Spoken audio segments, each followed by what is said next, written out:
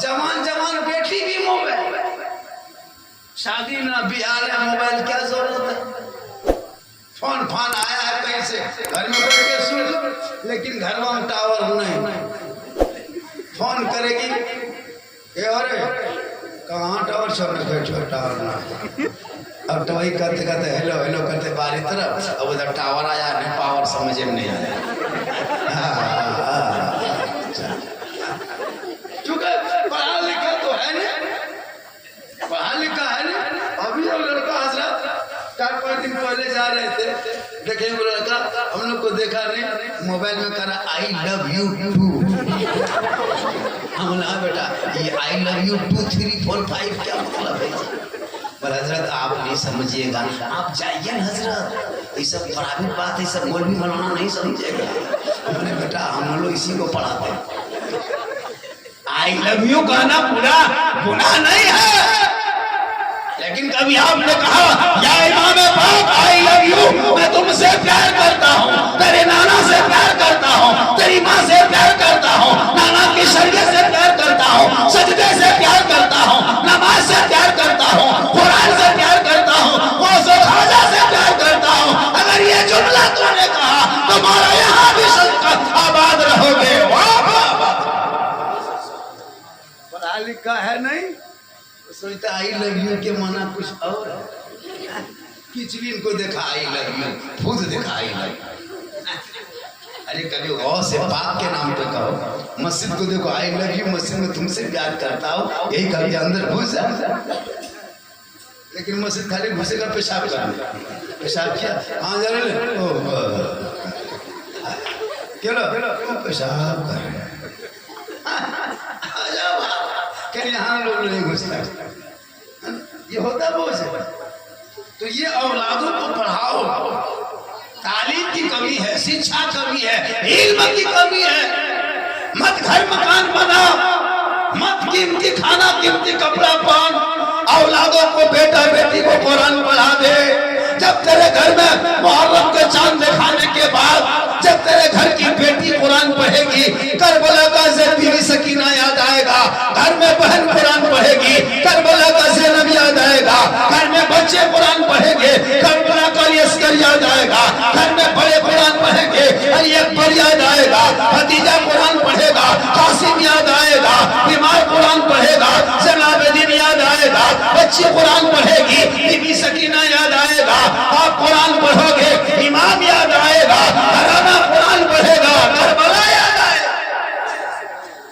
लेकिन पढ़ोगे तब ना, इसलिए बेटा बेटी को पढ़ाओ। मुसलमान पढ़ाना छोड़ दिया है, बेचना शुरू किया। क्या हजरत नहीं पढ़ाता मुसलमान? मैं इमाम साहब है, 5-6 को बच्चा जाता है, डुमरिया मार के फिर वापस आ जाता है। पढ़ेगा क्या, ऐसा किताब उधर, इसका झोला उधर, हमारा एक टीम इमाम साहब देखते रहे। अगर बचवा मार भी दिया, उसकी माँ आती है, मौलाना साहब कल मार लो। अब बेचारा इमाम साहब, आजकल इमाम नहीं को डर के रहना पड़ता है। अरे वाह, इमाम जरा सा अगर कुछ कर दे इधर उधर, कसम खुदा की हालत खराब। एक जगह वो इमाम रखा, रखने के बाद पूरे गांव इमाम के ऊपर, लेकिन बेचारा इमाम की तनख्वाह देता था बहुत कम। यहाँ मोटा मोटी कितना आपकी तनख्वाह? 7.5 रहता, खसी में से 7.5 या 8 ही 7.5 रहता, खसी बेच के बैठे। कम से कम 8-9 दीजिए, एक मजदूर की हाजिरी दीजिए इमाम, एक रोगाहा लेबर की हाजिरी 300-350। और इतना बढ़िया मौलाना 250 उनकी भी हाजिरी देखिए। तो इमाम साहब को रखा, रखने के बाद क्या किया कि रख दिया। इमाम साहब की तनख्वाह 4500 देता था, लेकिन 500 बाकी हर महीना हम सदर साहब पेशवा दीजिए। अरे लड़कों सब दिल्ली गया, आने दीजिए, आप काहे जान मारते? इमाम साहब सबर कर लिए। फिर दूसरा महीना आया, फिर 4500 दिया, 500 फिर बाकी। हजरत इमाम सदर साहब दीजिए। अरे आप जो है ना हजरत गजब। इमाम साहब चुप। सोचा कि जब जब मांगते थे यही हाल है, अब मांगा मांगी बोल। जुम्मा दिन प्लान बनाया, जल्दी नहा धो के हुब्बा जुबा पहन के सुरमा काजल लगा के मस्जिद जमा के तकरीर किए, खुतबा पढ़ाए, मुसल्लाम गए, 2 रकअत के नियत किए और करने के बाद जब रुकू गए तो गए के गए रह गए। 2 मिनट 3 मिनट 4 मिनट कितनी देर रुकू करेंगे। एक दो बड़ा होता है मौलाना साहब हो के ना हो रहे रगोड़ हाथ रे लगलो कहाँ इमाम साहब कर हमें यहाँ ये बोल के बोल रही मथवा उठा बकिया पैसा दे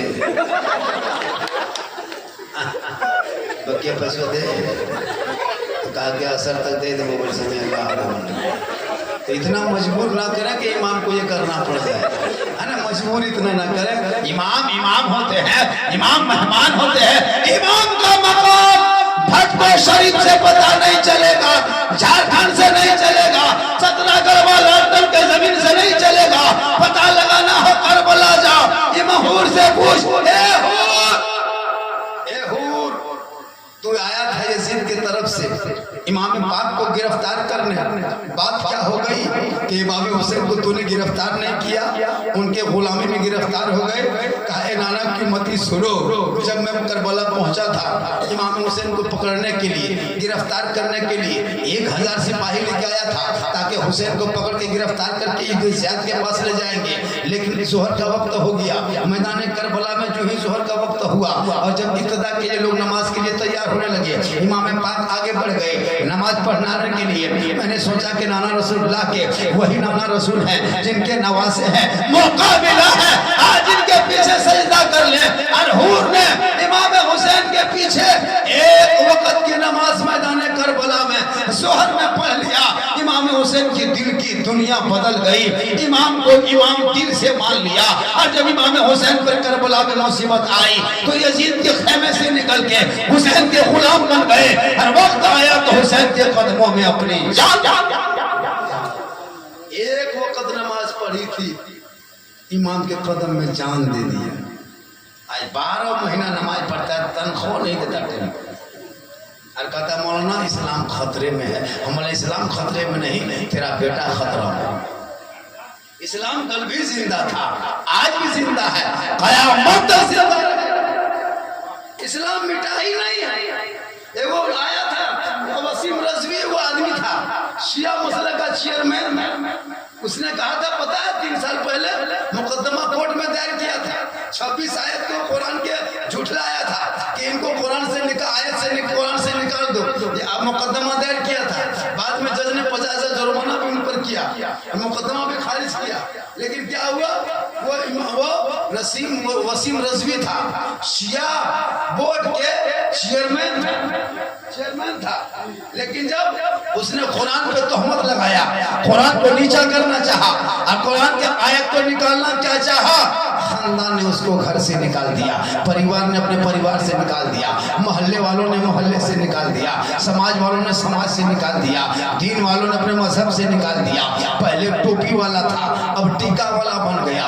पहले मस्जिद वाला था, अब मंदिर वाला बन गया। पहले कुरान वाला था, हनुमान चालीसा वाला बन गया। पहले इमाम बाड़ा वाला था, अब तुलसी पीड़ा वाला बन गया। पहले सजदा वाला था, अब घंटा वाला बन गया। अब वो पहले बाहर घूमता था, अब जेल के अंदर चला गया। क्योंकि कौले मोहम्मद कौले खुदा फरमान न बदला जाएगा, बदलेगा ज़माना कुरान न बदला।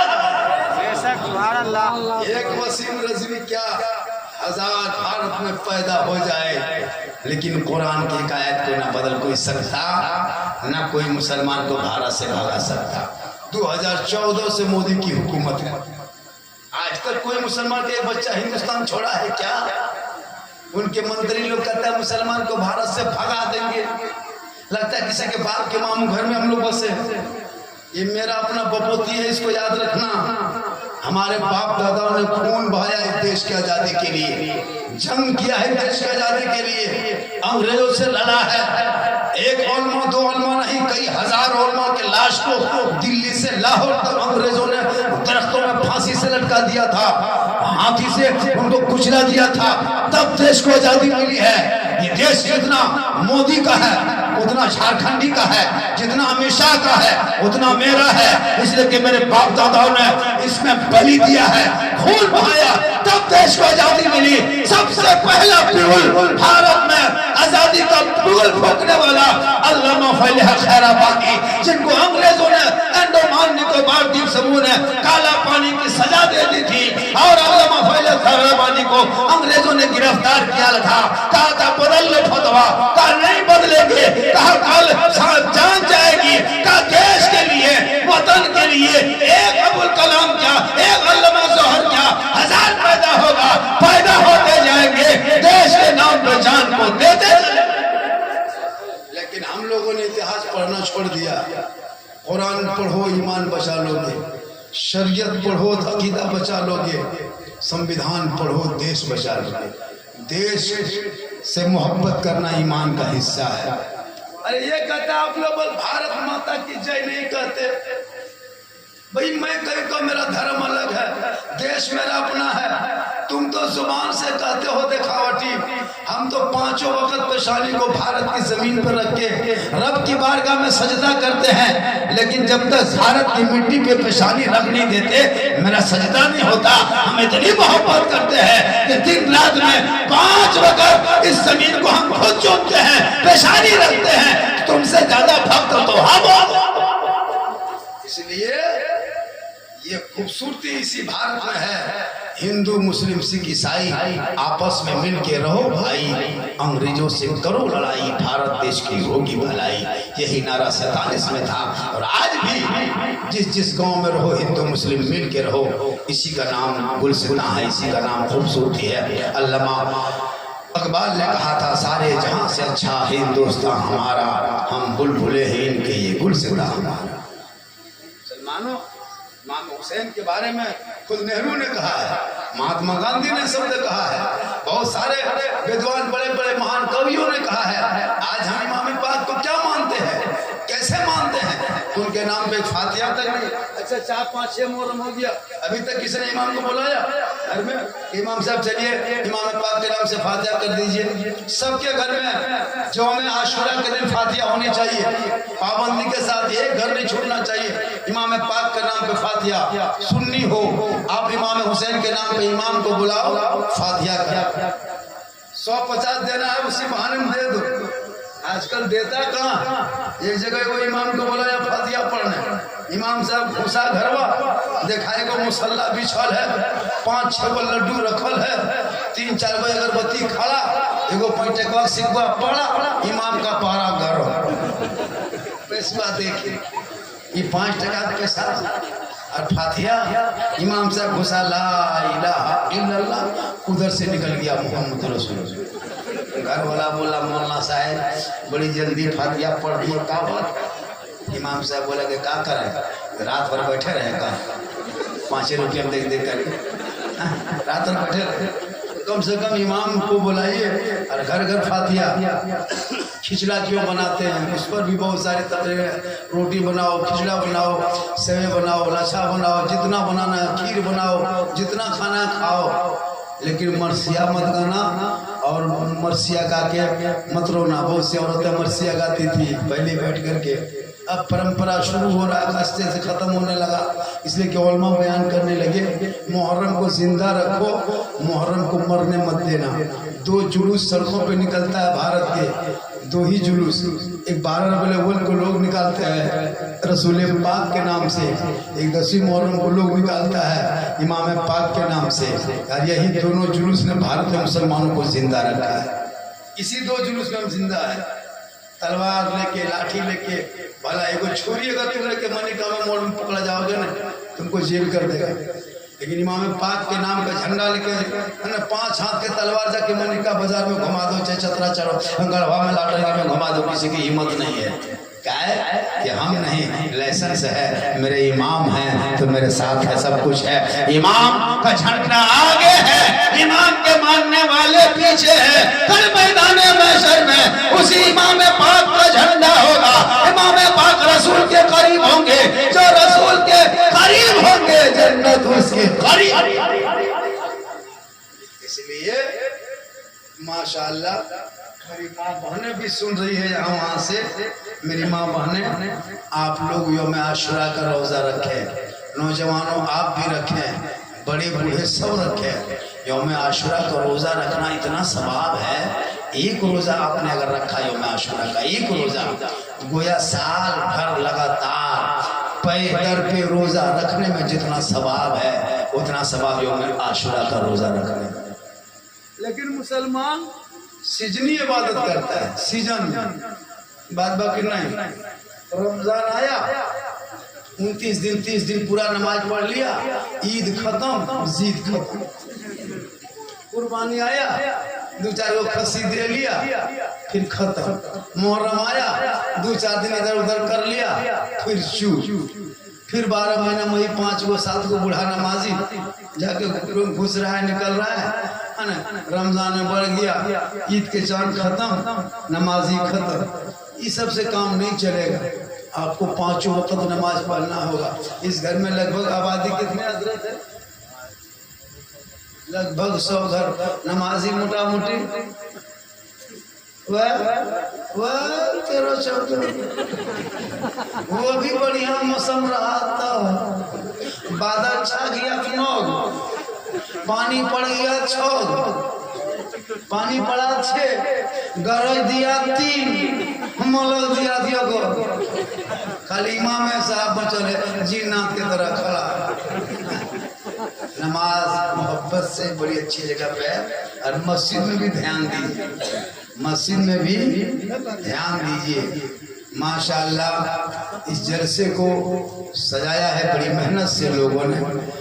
बैठा है लोग, और बाबू कलाम अंसारी ने सुबह से ही परेशान है, कहाँ से बढ़िया बाजा करे, कहाँ से लाइट लगाए। उनके साथ 2-4 लड़के भी है। आप लोग सुन रहे हैं, आज भी मेरी गुफ्तगू, आज फकम फाकी हम काम कर रहे हैं, तकरीर ज़्यादा कर।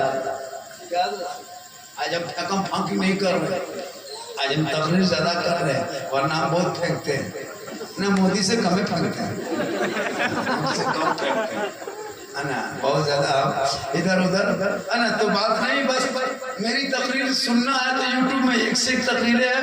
लेकिन माँ बाने आप जहाँ से हैं, चंद बातें आप भी सुन लीजिए, चूँकि बहुत ज़रूरी है औरतों को सुनाना। आजकल औरतें जो है ना मोबाइल में 1.5 घंटा बिता देगी।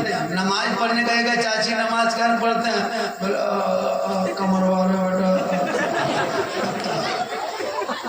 पढ़े चाची नमाज, कमर बाजे हो ना बेटा।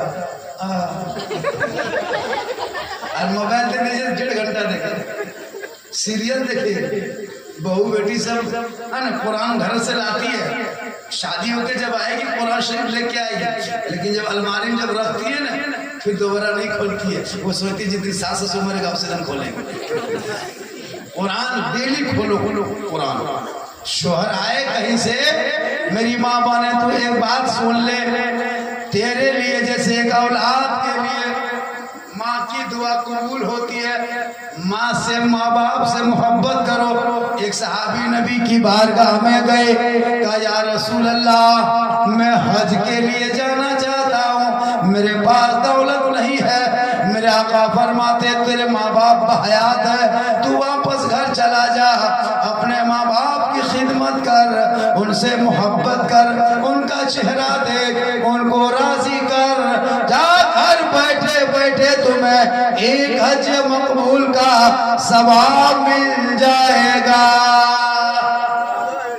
अगर पैसा है तो हज उम्रा कर, और नहीं है तो माँ बाप का चेहरा देख। लेकिन औरतों के लिए उनका शोहर से अगर नाराज है, बीवी शोहर से नाराज है और बीवी तहज्जुद पढ़ेगी तो कबूल अल्लाह नहीं करेगा।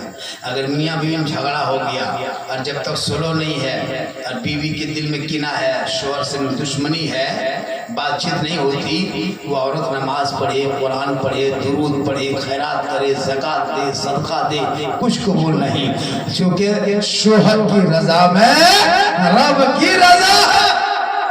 इसलिए मेरी माँ बहनें, जब आपका शोहर काम करके थके हारे मजदूरी करके मनिका हो चाहे लातेहार हो चाहे गढ़वा हो चाहे लालगंज चाहे कहीं से वापस आ जाए, तू अपने शोहर के सामने जाने से पहले सब काम को छोड़ देना। देखा शोहर काम करके आ गया, खेत से आया है, धूप से आया है, बाजार से आया है, तू पानी लेना, पानी लेके शोहर के सामने जाना, अपने शोहर के हाथ में पानी को दे देना, उनके बगल में थोड़ी देर बैठ जाना। किताबों में आया है जब कोई बीवी शोहर के घर आने पर हाथ में पानी देकर अपने शोहर के बगल में बैठकर उनके गम में थोड़ी देर शामिल हो जाती है, उस बीवी के नाम अमाल में 70 तोला, उन बीवी के नाम अमाल में एक जिहाद करने में जितना सवाब मिलता उतना सवाब उस बीवी को मिलेगा जो शोहर के बगल में थोड़ी देर बैठ जाती है। हम लोग की बीवी बैठती है पानी दे के, कभी मांगे खेत से आ गया, ठंडा पानी लन, सोचोगी ना सोचो, चुप अब आप ही को। लेकिन किताबों में आया है खाली पानी दे के बैठे शोहर के सामने थोड़ी देर, उनके नाम अमाल में एक जिहाद का सवाब मिलता है। और जब शोहर घर आ जाए काम करके थके हारे और बीवी जाके शोहर के पांव दबाने लगे, उनके हाथ दबाने लगे, उनके सरसा लाने लगे, यानी शोहर की खिदमत करने लगे, उस बीवी के नाम अमाल में 70 तोला सोना गरीबों में बांटने में जितना सवाब मिलता उतना सवाब उस बीवी को मिलेगा जो बीवी बिन बोले शोहर के पांव दबाती है। लेकिन आज के दौर की बहू बेटियां बिन बोले शोहर के पांव नहीं दबाएगी, अगर मौका मिले तो गर्दन दबा देगी। यहाँ नहीं चतरा गोपाल, यहाँ बहू बेटी से दूध के दौर, यहाँ दबाती है उधर। ये लोग समझियो कि मौलाना कहाँ से बुलाया, ठीक है हम लोग के समर्थन में है और हम लोग जानते हैं कि आप लोग क्या है, लेकिन काहे कहेंगे क्या आप बढ़िया हैं।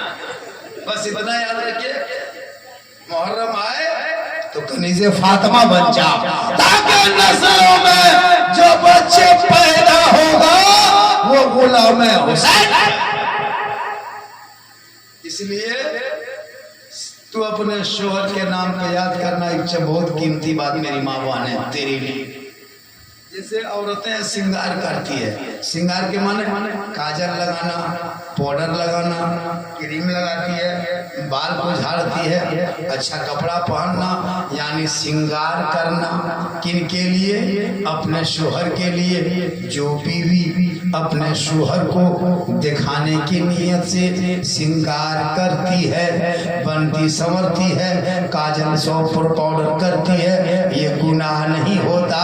बल्कि जो बीवी अपने शोहर के नाम पे श्रृंगार करती है, उस बीवी के नाम अमाल में 2 रकात नफल नमाज पढ़ने में जितना सवाब मिलता उतना सवाब उस बीवी को मिलेगा जो बीवी अपने शोहर के नाम पे श्रृंगार करती है। समझ लिए मेरी माँ ने, अगर आप काजल पाउडर लगाते हैं तो गुनाह नहीं है। कितना सवाब है? 2 रकात नफल नमाज का सवाब। और वही क्रीम लगा के, वही काजल पाउडर लगा के, यानी श्रृंगार करके अपने चेहरे को गैर मर्दों को दिखाना, यानी शोहर के नाम पे श्रृंगार नहीं, गैरों के नाम का श्रृंगार। श्रृंगार करके हटिया बाजार जाना, श्रृंगार करके मनिका के बाजार में जाके पकौड़ी खाना, श्रृंगार करके गरम गरम सिंगारा लेना, बाद में चटनी मांगना, यहाँ बहुत बेटी रही। और श्रृंगार दूसरे के मर्दों को दिखाना, यानी जीनत दूसरे को दिखाना। क़यामत के दिन उस औरत को सर के बाल से लटका दिया जाएगा जो अपना चेहरा की नुमाइश, अपने चेहरे के श्रृंगार को गैर मर्दों को दिखाया करती थी दुनिया में। क़यामत के दिन उनके बाल से लटका दिया जाएगा, पाँव में पहाड़ के आकार को गोला बांध दिया जाएगा। यह अज़ाब का सिलसिला होगा। जो बीवी नाम पे दिखाने के लिए से श्रृंगार करती हो। जहाँ सवाब है वहाँ अजाब है। अपने मर्द के लिए करे, शोहर के लिए तो सवाब, दूसरे को दिखाने के लिए करे, काजल पाउडर लगा ले, अरे गलिया में बैठ के डकर चकर इधर उधर देखे, तो ये गुनाह है। क़यामत के दिन उसको बाल से लटका दिया जाए। इसलिए मेरी माँ माने, आपका शोहर कहीं से आए तू सलाम करना, झोपड़ी गरीब की होगी, जन्नत का नमूना दिखाई देगा। आजकल तो औरतें हटिया बाजार जाती है जी, हम लोग देखते हैं हटिया बाजार चली गई, कहाँ में हटिया लगता है, कहाँ बाजार लगता है, वो लोग चली जाती है, हम लोग देखते हैं ना।